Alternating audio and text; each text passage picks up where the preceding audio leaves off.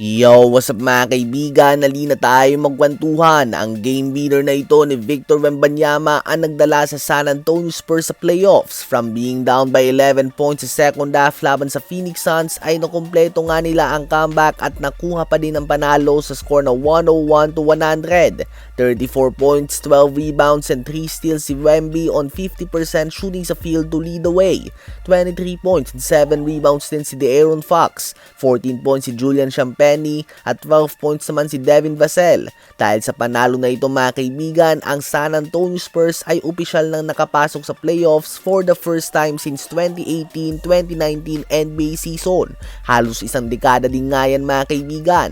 Kaya naman hype na hype nga talaga si Wemby at ang crowd ng Spurs dahil hindi lang nga sila basta nakapasok sa playoffs, bagkus talagang nag-dominate sila ngayong regular season. Hawak nga nila ang second best record sa buong NBA kahit na isa sila sa mga pinakabatang team sa buong liga. Si Wemby nga ay nag-average na sa last 4 games ng 34 points, 11 rebounds, and 4 blocks per game on 55% shooting sa field and 46% shooting naman sa 3-point line. Pinapakita niya nga ngayon na isa na talaga siya sa mga best player in the world.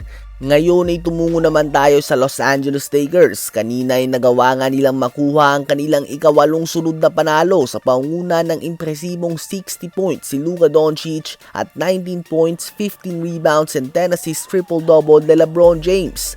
Obviously, ang focus ng mga tao ngayon ay sa 60 points si Luka and rightfully so. Talagang kakaiba ito at nagpapakita siya ng MVP level performance sa 8 straight wins na ito ng Lakers. Subalit maiba nga ang Hall of Famer and NBA legend James Worthy.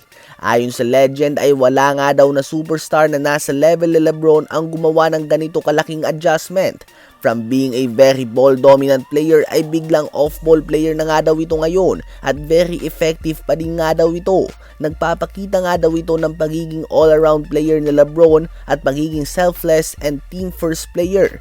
Hindi nga daw natin ito nakita kay Michael Jordan nung nasa Washington Wizards na ito or even kay Kobe Bryant sa mga huling taon niya sa Los Angeles Lakers. Kahit na nagkaroon na nga sila ng mga decline ay nanatili ang mga pangalan nila na nabanggit natin bilang ang mga number 1 option sa opensa ng kanilang mga koponan dahil hindi umano ito willing na gumawa ng sacrifice tulad ng ginagawa ni LeBron ngayon para kay Luka Doncic. Well, si Luka nga'y kapansin-pansin na mas nakakabelo na ito ngayon at lumalabas na nga ang kanyang tunay na galing. Tila ba ito na nga ang prime ni Luka Doncic na sinayang ng Dallas Mavericks? Ano ba ang masasabi nyo tungkol dito? I-comment yan sa baba at aking babasahin yan. Huwag kakalimutan na mag-like, mag-subscribe at i-hit ang notification bell for more updates at kwentuhan. Maraming salamat po sa inyong lahat.